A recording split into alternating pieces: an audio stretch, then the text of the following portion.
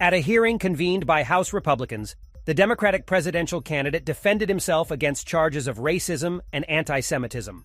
The Democratic presidential candidate Robert F. Kennedy Jr. came to Capitol Hill on Thursday and pointedly declared that he is neither an anti-Semite nor a racist, while giving a fiery defense of free speech and accusing the Biden administration and his political opponents of trying to silence him.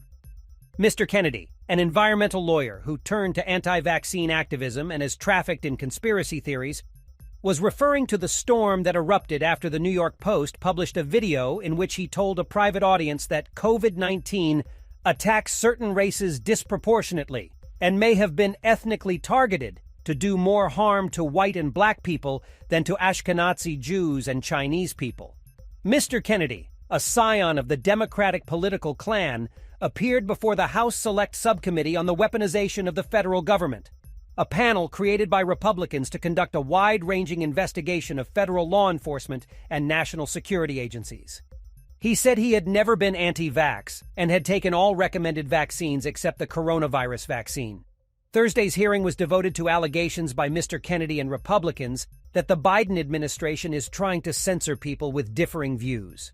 It was rooted in a lawsuit filed last year by the Attorneys General of Missouri and Louisiana and known as Missouri versus Biden, that accused the administration of colluding with social media companies to suppress free speech on COVID-19, elections, and other matters.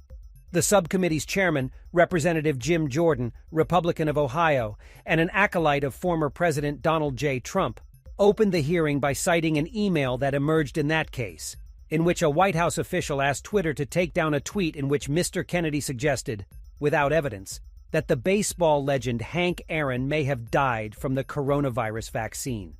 The tweet, which was not taken down, said Mr. Aaron's death was part of a wave of suspicious deaths among elderly following vaccination.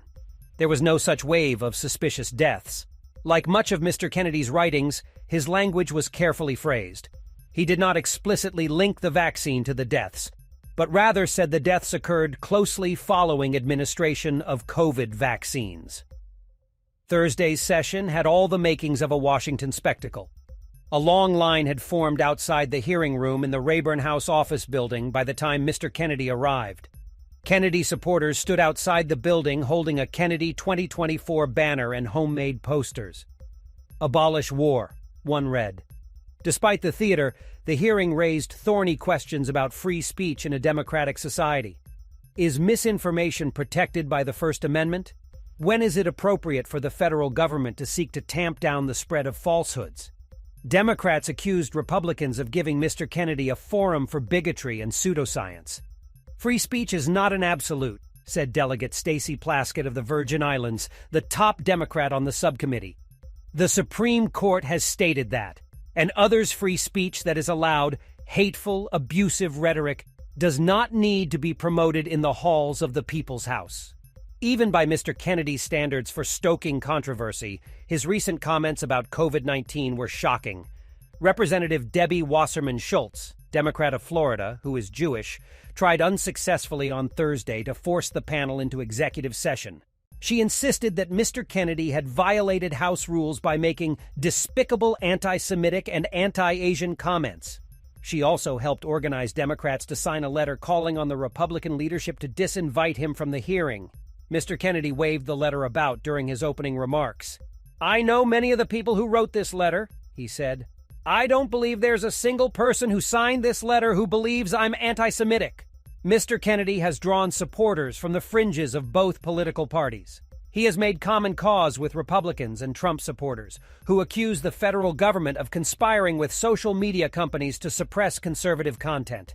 Thursday's hearing was billed as a session to examine the federal government's role in censoring Americans, the Missouri versus Biden case, and big tech's collusion with out-of-country